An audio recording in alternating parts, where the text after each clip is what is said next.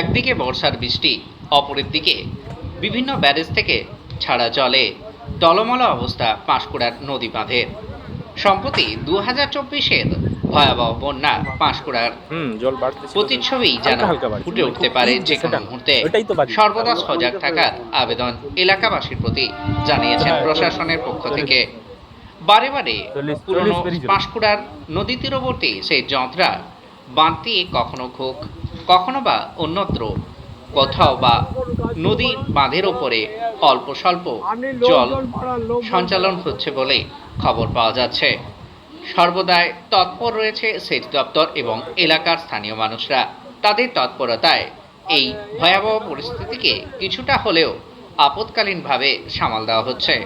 তবুও বিপদ এখনো কিন্তু সম্পূর্ণরূপে মুক্ত এই কথা বলা কখনোই সম্ভব নয়। যেন প্রতীক্ষায় প্রহর গুনছে পাঁশকুড়াবাসী। তবে সকলের কাছে বিনম্রভাবে আবেদন, গুজবে কান দেবেন না, গুজব রটাবেন না। সবসময় সজাগ থাকুন, অপরকে সতর্ক করুন। বিশেষ করে নদী তীরবর্তী এলাকার মানুষ এবং গত বছরে প্লাবিত এলাকাবাসীদের কাছে সজাগ সতর্ক থাকার আবেদন জানানো হচ্ছে আপডেট পাঁশকুড়া নিউজের পক্ষ থেকে।